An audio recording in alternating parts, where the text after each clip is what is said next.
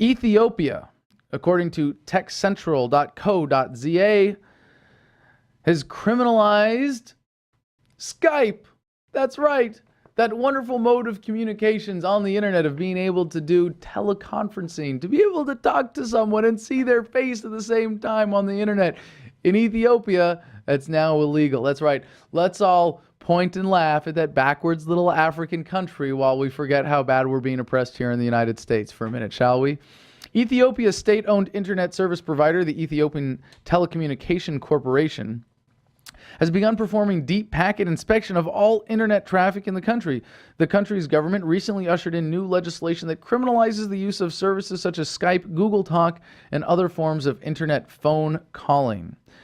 How much you want to bet this has something to do with somebody making money? That's right, using the violence of government to oppress and suppress competition and keep them from being able to compete with phone services that are making a boatload more money by exploiting their people by keeping a superior technology off the market.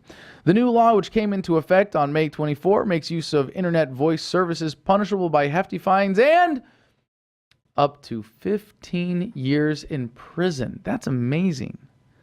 This is amazing. Whoever's really behind this, whatever telecom corporation has decided that we're going to do this, this is, wow, Ethiopia's government, I mean, that's a really effective protection racket. They've convinced the government that if someone just uses their competitors' products, they get locked in a cage for 15 fucking years. The official line from the government is that the move is intended to protect national security. Oh, that's right. That's right. It's in the name of national security. And protect the national state-owned telecoms carrier from losing revenue to Skype and similar services. This despite the fact that Ethiopia's fixed line penetration rate is the second worst in Africa and after Sierra Leone at an estimated 1% of its 85 million strong population. Well, I guess it's not such a small little country. It's about a quarter of the size of the United States. But they're open about this. This is the fucked up part.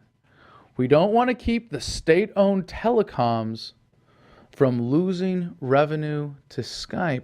Oh, that's right. The telecom industry here that we're talking about is part of the government itself. It's already an industry that the government has taken over. Now it makes perfect sense. Ethiopia has instituted numerous restrictions on its digital community in recent years. The government has previously closed down internet cafes for offering voice over internet protocol services, and in December 2006 made it obligatory for internet cafes to keep records of the names and addresses of their customers in an effort to clamp down on bloggers and other users critical of the regime. Oh, so it has that added bonus for the government too. But I love to see how this is stifling technological development, because eventually the idea of having a phone service separate from the internet might even seem silly entirely. But this is like the government saying, well, no, we run the horse and buggy industry here, so anybody who has a car, who would have a car, that would be bad for the horse and buggy industry, so we're going to put you in a cage if you actually use a car. And the result is technological stifling, and as you can see, well, a good reason for them to have the second worst fixed line penetration rate in Africa.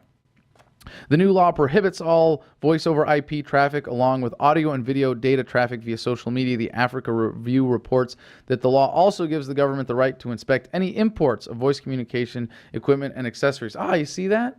Now they have another excuse to snoop. The OpenNet initiative, which tracks internet filtering and surveillance, says in a report on Ethiopia that the country already blocks all blogs hosted at blogspot.com and at Nazareth.com, a site that aggregates Ethiopian news and has space for blogs and forums. The new legislation is no doubt also motivated by the events of the Arab Spring that saw mass protests organized via social media, with many bloggers critical of Ethiopia's current government. Censorship by the state looks likely to increase. And you know what? They can't stop this. They can't stop this. They're asking for it. See, the government protection racket, if anything, if they want to maintain their control in Ethiopia, should slowly be loosening reforms just enough, loosening the restrictions on technology just enough to keep people from revolting. And they're going in the opposite direction. I mean, they could have maybe taken over some of the internet and, created a state monopoly on some of this technology, but provided more for their people. But no. And this is the thing. The internet cannot be stopped, cannot be stifled. And it doesn't matter that they blocked this website or that website. They've got email.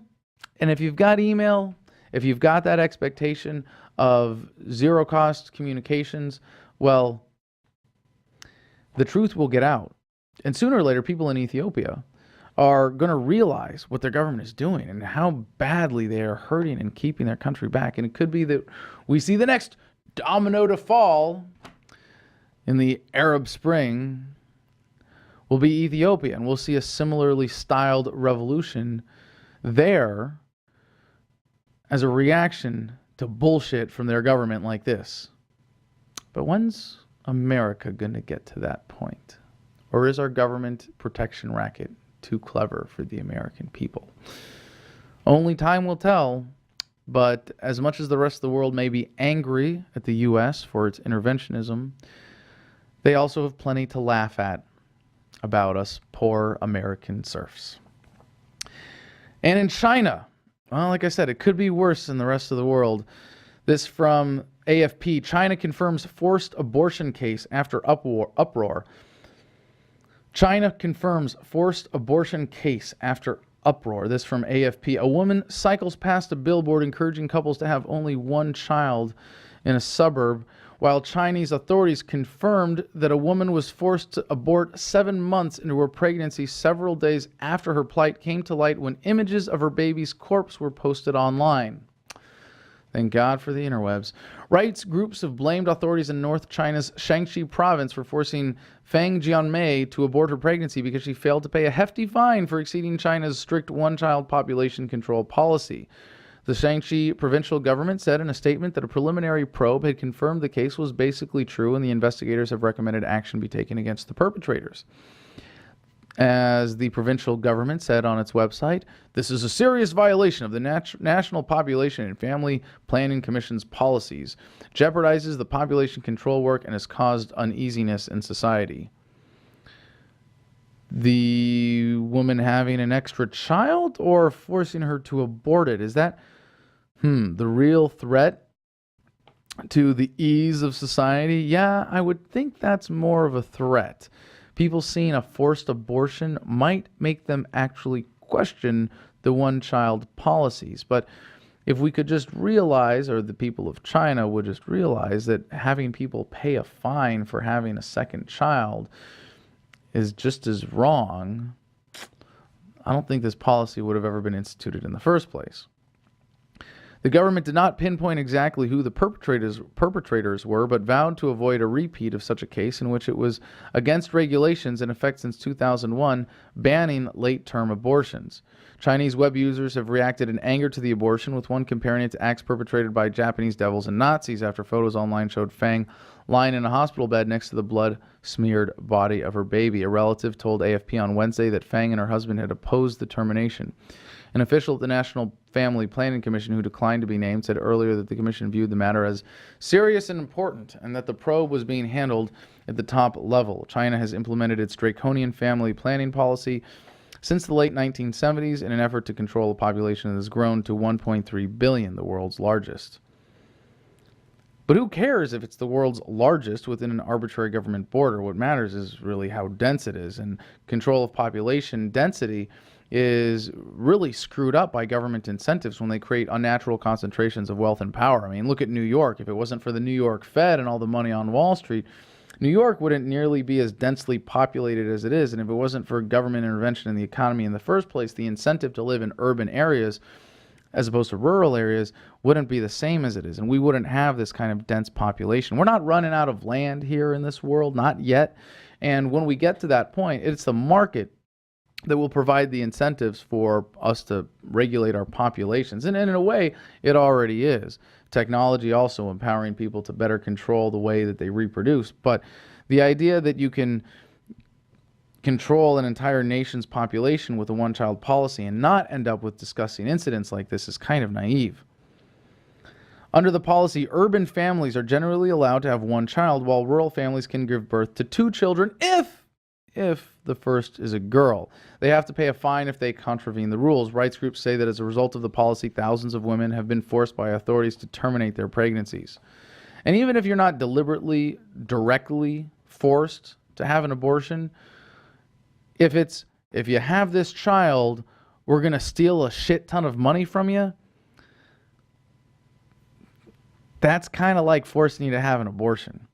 Blind activist Chen Guangcheng, who recently left China for the United States after fleeing house arrest, was once jailed after angering local officials for bringing to light hundreds of forced abortions. Official statistics show that since the start of the policy, the number of abortions peaked in 1983 with a total of 14.37 terminations that year.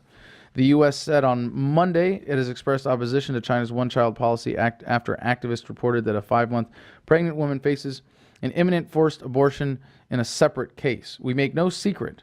This is from State Department spokeswoman Victoria Nuland.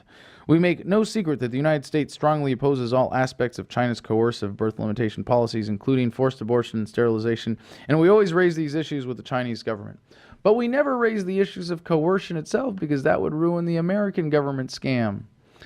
And in Egypt, this is an important story today. From AlJazeera.com, Egypt decree grants arrest powers to military. Egypt's Justice Ministry has issued a decree allowing military, police, and intelligence officers to arrest civilians suspected of crimes, restoring some of the powers of the decades-old emergency law, which expired just 2 weeks ago. This is the problem with having a revolution and not an evolution, as opposed to a lovolution in Egypt. They successfully overthrew the government, but forgot to shift the paradigm. And it may have shifted, so don't get me wrong.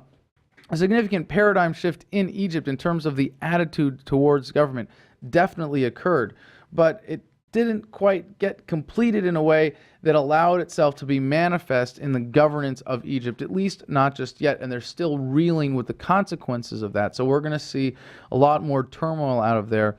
The decree applies to a range of offenses, including those deemed harmful to the government, destruction of property, obstructing traffic, and resisting orders. So they're basically fully back to a military police state in Egypt. Best of luck to you there in Cairo in continuing to overthrow the powers that be, but you've clearly got a lot of work to do still. Wow, so many more stories, so much to get to today, and we're not even scratching the surface. So we've got a few minutes left.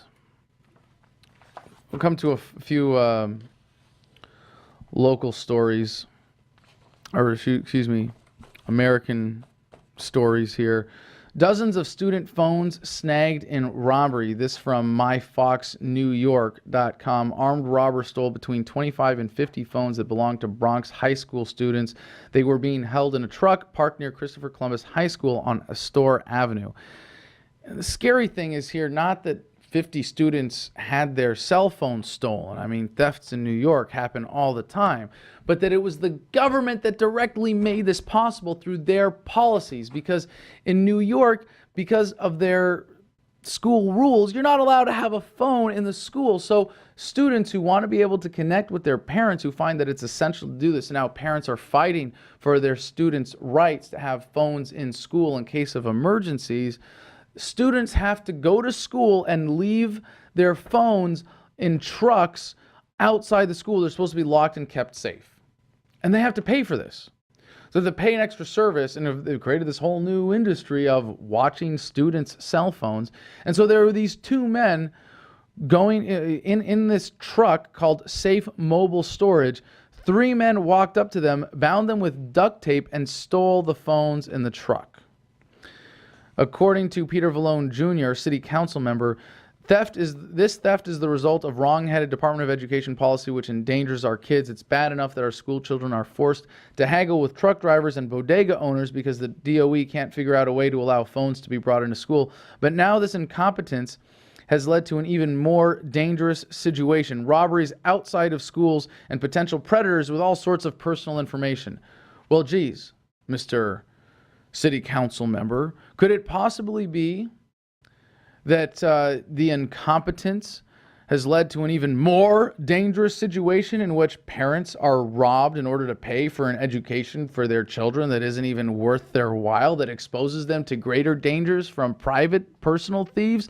Yeah, so now we have a failure of the government protection theft racket, and it is our children, again, that suffer the consequences. And that's all the time we have today for the Adam versus the Man podcast. Thank you so much for talking or listening and tuning in and downloading, and I don't know.